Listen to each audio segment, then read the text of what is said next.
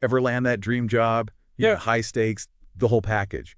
But then promotions, influence, it all kind of slips through your fingers because you missed the unspoken rules. Happens all the time. We're diving into that today. Power dynamics, how they really work in organizations, and our guide, Jeffrey Pfeffer's book, Power, Why Some People Have It and Others Don't. It's fascinating, you know. We often think hard work, talent, that's the ticket. But Pfeffer kind of throws that idea right out the window. Yeah, you gave us this book, and it's packed with research, real-life stories, showing how these hidden forces, they shape careers, often in ways we wouldn't expect. So what's our mission for this deep dive?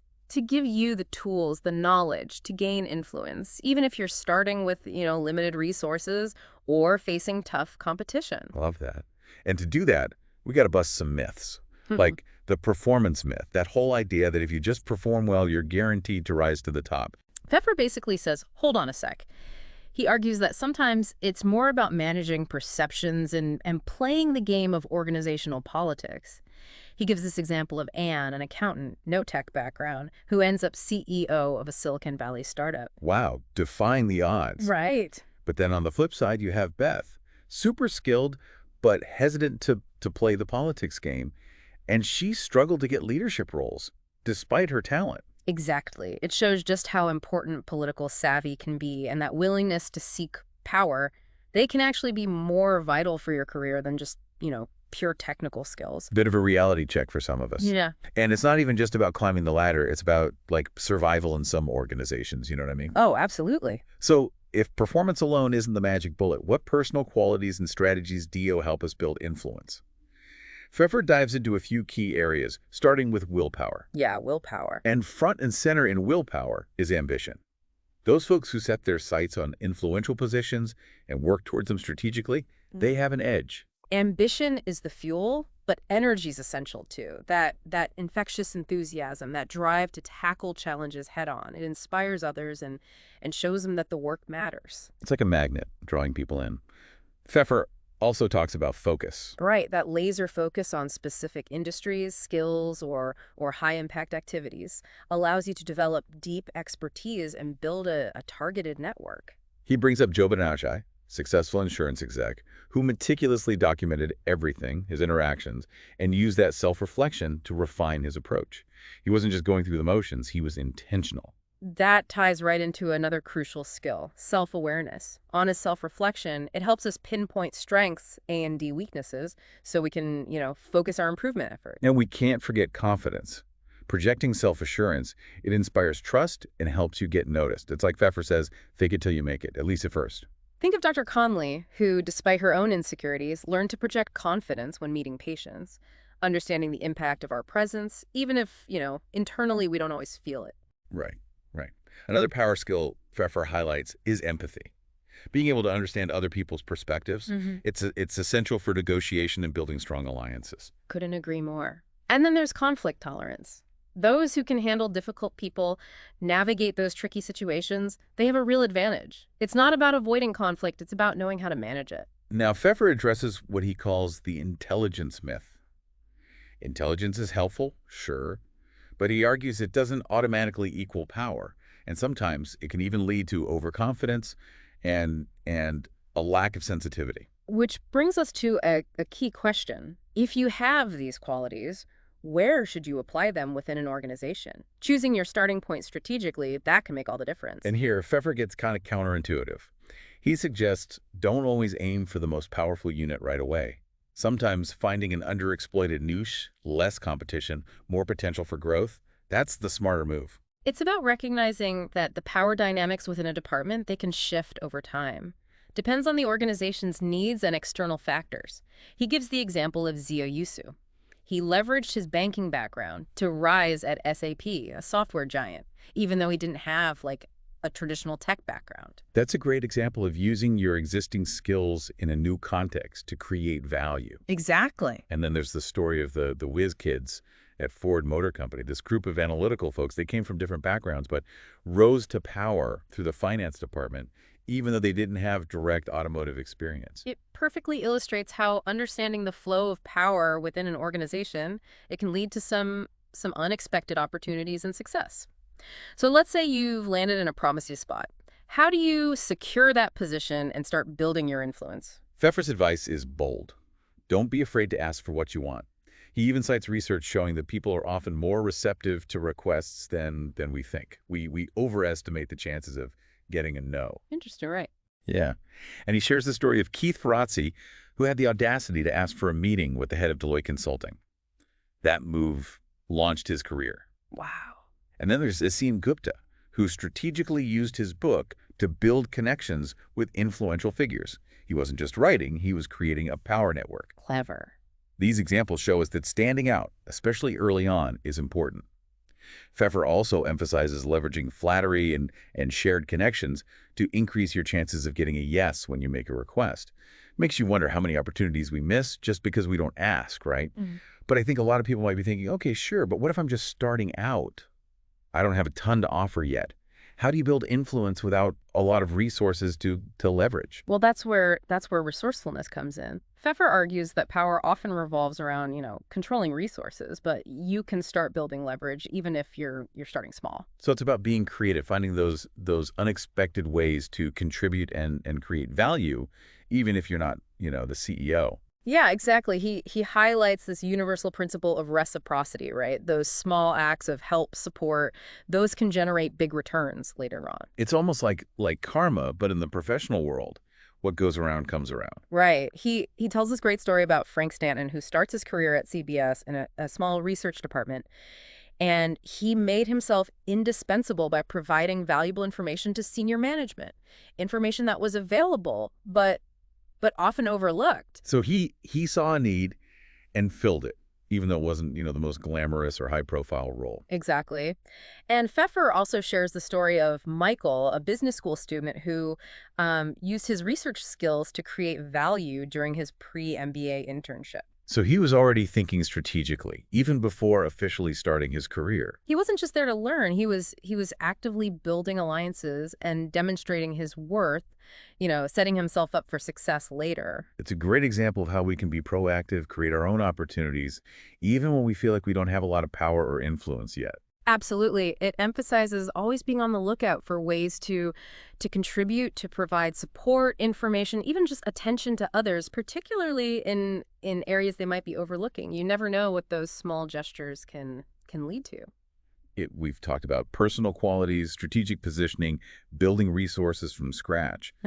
But power dynamics, they're obviously more than just individual actions, right? Mm-hmm. Pfeffer dedicates a whole chapter to social networks. Oh, networks are crucial. And it's not just how many people you know, it's who you know and how those connections are structured. It's like your network is this map of your potential influence. And knowing how to navigate that map, that's key. Exactly. Pfeffer argues that strategically cultivating relationships with people who bridge different groups or hold key positions, that can amplify your influence, significantly. It's about being a connector, a facilitator, someone who brings people and ideas together. He gives this example of Roy, who had what seemed like a pretty low-level position at Apple. Mm-hmm.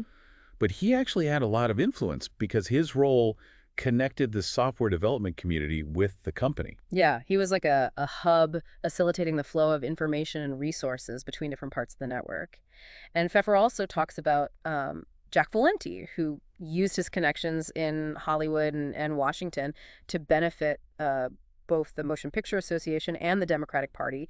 He moved comfortably between those worlds. It really illustrates how powerful it can be to build these diverse networks, Yeah. ones that span, organizational boundaries and give you access to different spheres of influence. And we've all heard that saying, it's not what you know, it's who you know. Right. But Pfeffer takes it even further. He says it's not just WHO it's how well you know them. So it's not about like collecting business cards. It's about the quality of the relationships, the depth of those connections. Exactly. Building strong, genuine relationships, that takes time and effort. It's about being truly interested in others, offering support when needed, and consistently showing up for the people in your network. It's about building trust, mutual respect. Networking can sometimes feel so transactional, but real influence comes from building those authentic connections where both parties benefit. Absolutely. It's about finding those win-win situations. So let's say you've put in the work, you've built this solid network. How do you then actually use that power effectively? Pfeffer argues that projecting an image of power is crucial. So it's about like how you carry yourself, how you communicate your ideas, the impression you make. Absolutely. It's a combination of how you act and how you communicate. Projecting confidence, speaking assertively, and framing your ideas in a way that commands attention.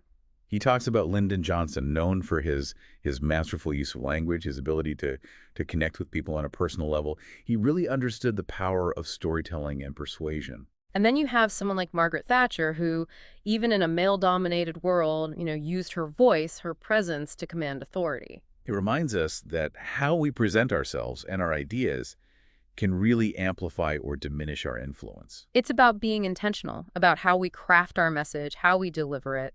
And Pfeffer also explores this concept of building a reputation for power. And this goes beyond just projecting an image. It's about cultivating a track record of effectiveness, of influence. So it's about showing people you can get things done, that you make things happen. Exactly. It's about consistently delivering on promises, making strategic decisions, and demonstrating that you can navigate those complex situations effectively. Pfeffer uses Robert Moses, a powerful urban planner known for getting things done, even if it meant using unconventional tactics. He was definitely a controversial figure, but there's something to learn from his ability to build that reputation that preceded him. Right.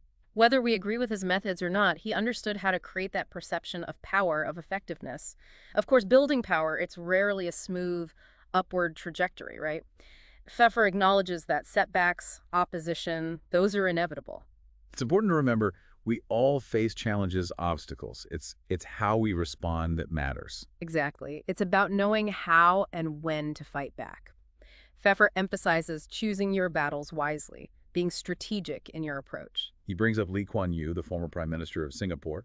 He was known for being strategic, chose his fights carefully, used a mix of hard and soft power tactics to achieve his goals. Right. And you remind us that sometimes the best course of action is to strategically retreat, regroup, wait for a more favorable moment to reassert your influence. Yeah. Knowing when to step back can be just as important as knowing when to push forward. It's about being adaptable, recognizing that sometimes you need to change your approach based on the circumstances. This leads to another important question Pfeffer explores. At what cost does all this power come? He doesn't shy away from those potential downsides of wielding influence. It's like that saying, absolute power corrupts absolutely. Yeah. We've seen it play out time and again. Right. He argues that power can lead to overconfidence, a sense of entitlement. It can also isolate you, make it hard to form genuine connections. He uses Richard Nixon as an example. His relentless pursuit of power, it ultimately led to his downfall. It's a cautionary tale about what happens when ambition goes unchecked. Right. And Pfeffer reminds us that the pursuit of power, it can sometimes come at the expense of our personal relationships, our well-being, and even our ethical boundaries. It's a reminder to be mindful, to keep our values in check as we navigate this quest for influence. So we've really climbed this mountain of knowledge about power dynamics. We've looked at the qualities, the strategies, the successes, even the potential pitfalls. But what does it all mean for us? How do we apply this to our own careers, our own lives? That's where Pfeffer's concluding chapters offer some really valuable guidance. He emphasizes that understanding power, that's just the first step. The real challenge is translating that knowledge into action. Taking all these ideas, these insights, and putting them into practice, Yeah. right? Yeah, it is empowering to think that maybe we have more control than we realize when it comes to shaping our path to influence. But I think you hit the nail on the head. The real key is moving beyond just knowing about power to actually using it. I imagine that can feel, daunting for some people, especially if they're early in their careers. It is like any skill, right? It takes practice, a willingness to kind of experiment. But the great thing about Pfeffer's work is he gives us these concrete tools, strategies, things we can try out. Yeah, it's not just like theoretical, it's about application. Of all the research, the examples we've talked about, what really resonated with you, what felt like, okay, I can actually do something with this? I think the idea that power is dynamic, that the landscape is always shifting, it reminds us to stay, alert, to pay attention to those emerging trends, opportunities that others might miss. I love that. It's about being adaptable, recognizing that what worked yesterday might not work tomorrow. And we have to be willing to adjust, evolve. I also really like that idea of making something out of nothing. Oh, absolutely. It challenges that assumption that you need to be in some high-level position to start building influence. We can use the resources we do have, no matter how small they seem, to create value for others and start building that reciprocity. The power of small gestures, right? A Hmm. compliment, a little extra effort, it can go a long way. Exactly. And those small acts, they can have a ripple effect, lead to bigger opportunities later on. It's playing the long game. Speaking of the long game, that emphasis on genuine relationships in our networks, that really hit home for me. It's a reminder that influence isn't just about, racking up contacts. It's about nurturing those connections, building those mutually beneficial relationships. So true. It's about being someone others want to work with, want to support because they know you have their best interests in mind. So for everyone listening, what's one small step you can take today to start cultivating one of these power-building qualities or strategies? It could be as simple as, taking some time for reflection, maybe reaching out to someone in your network you haven't spoken to in a while, or even just practicing projecting more confidence in your everyday interactions. Those are great starting points, and Mhm. we'd love to hear from you. What resonated most with you from this whole deep dive into power dynamics? What challenges are you facing out there? And remember, building power, it's a process, not a destination. It's about continually learning, adapting, refining your approach as you navigate this ever-changing world. Thanks for joining us on this deep dive. We hope you walk away with some valuable insights and a renewed sense of possibility when it comes to navigating the world of power dynamics. Until next time, keep learning, keep growing, and keep striving for that positive influence you want to see in the world.